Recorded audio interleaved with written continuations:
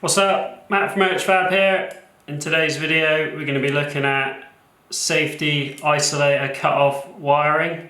So these are common in any track car, race car, you have to have them fitted. There's a few different types of these isolator switches you can get.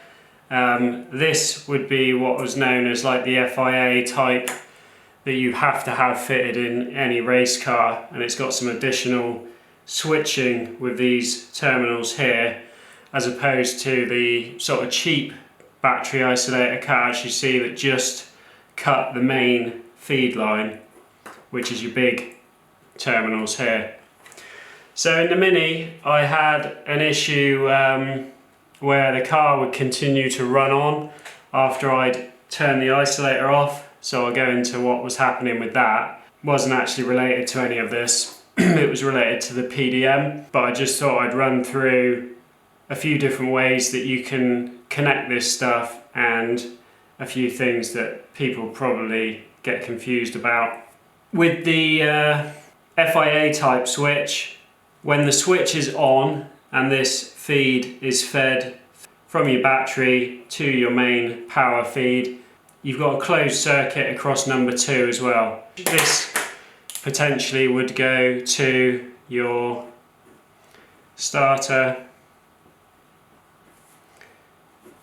and your alternator,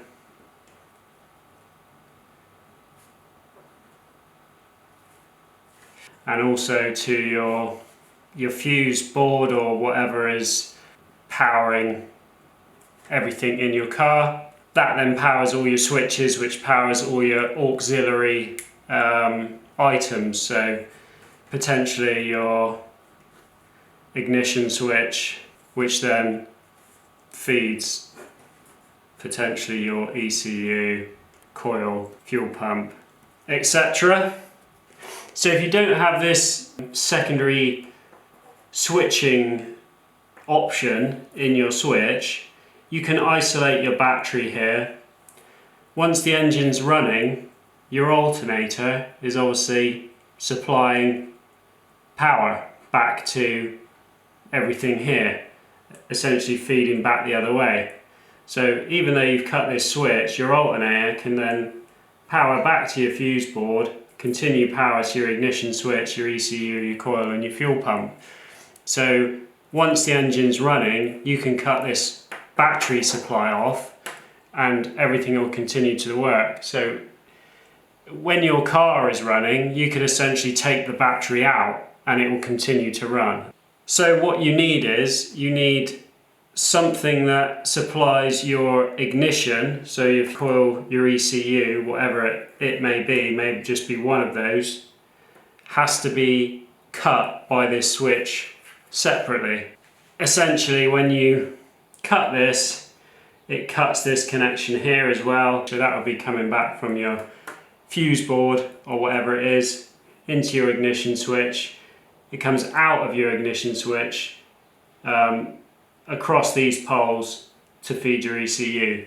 So if your ECU's been cut, the power to your ECU's been cut, the engine can't continue to run and it will obviously shut off. Also, what happens when you cut this switch is this becomes a closed circuit across here, because when you turn the engine off, the alternator is actually continuing to make a bit of charge. It closes this connection and allows that additional charge to basically feed into the resistor and go to ground. So it's like no different to having a little light bulb in there. And if you did have a little light bulb in here, when you flick this switch off, you would see the bulb would glow while the alternator continues to produce a little bit of charge, and then it would go out, and that's all that's doing. It's just bleeding off that additional bit of charge from the alternator. So if you've got one of these switches and you don't know which is which, they might not be labelled 1 and 2, they might be labelled something else.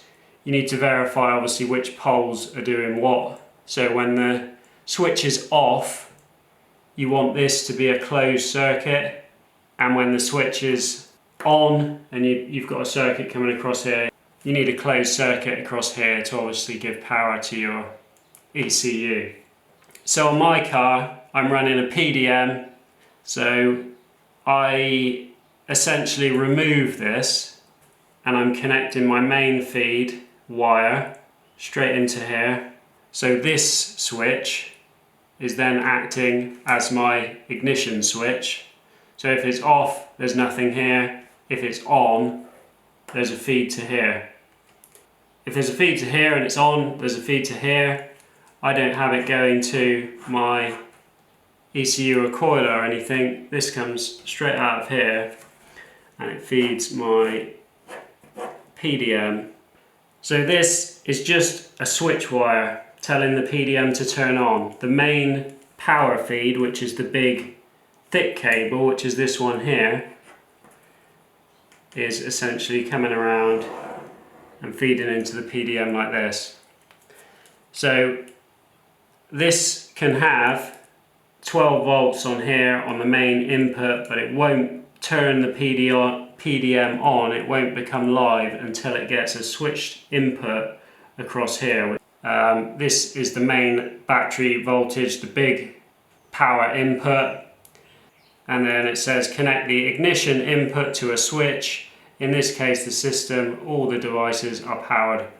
So this is the showing you a little switch here. That switch is essentially this switch here. I'm using this as my little switch to power it on. My ECU requires a 12 volt constant and a 12 volt ignition that have to be switched separately. So you have to have one that comes on and then another one that switches independently to it. Not sure why. A lot of ECUs you can just connect those together and have one power feed coming in that switches on and off. This one needs two. So I've got 8 outputs on my PDM. I've had to use 2 of these outputs to feed the ECU. After checking all my wiring multiple times, I couldn't work out how, when I switched this off, this was still able to run, because I double checked all my wiring. I've wired loads of these switches before. I always do it the same. And after a bit of head scratching, I figured out that my PDM was powered on the whole time just by connecting the main power 12 volts here. So my switch wire that should have been signaling the PDM to come on was having no effect on whether it was on or off. So I contacted AIM and said my ignition input is not turning the unit on or off. It's basically on regardless as soon as you connect this. They said, yeah, that's definitely a fault with the unit. Send it back, we'll sort it out. So I sent it back to them. They repaired it, sent it back to me, installed it, everything working fine and as normal. But the way I have this wired isn't ideal, because if that fault was to happen again, obviously the same thing can happen again, and it would be quite easy for me to wire this in a way where that can't happen.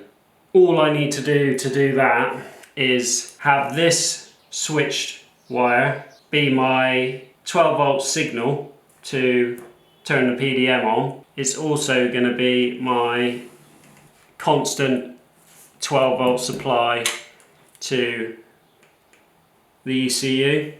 So instead of me relying on electronics to isolate this when I turn this switch off, now I'm just relying on the switch. Without a constant feed to the ECU is dead. There's no way it can run. Another thing that does is it frees me up an output on the PDM, because I've only got 8 outputs. They're all used, and I actually want to add a cooling fan onto the radiator. So this is my little color-coded spreadsheet thing that I made when I wired the car. This makes doing any changes really easy. So I've got everything listed on here and it's all color-coded, so I know exactly what's what and it's easy to find. So I've got my ECU permanent live, which is a green there.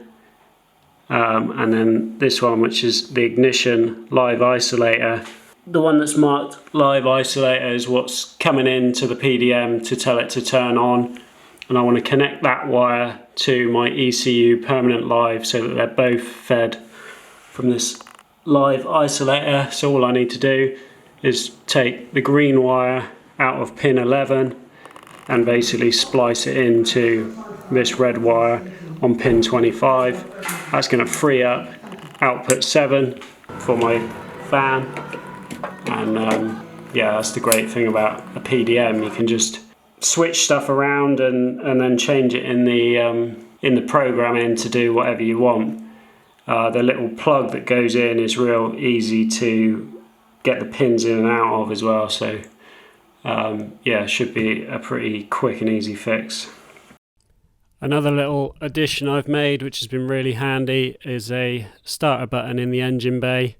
And again, with the PDM, that's super easy to add little things like that in at a later date. So yeah, that's everything now working as it should. The car's now easy to start, turns off when you want it to, and it's pretty much ready to go. That's going to be it for this one. Cheers for watching. See you on the next one.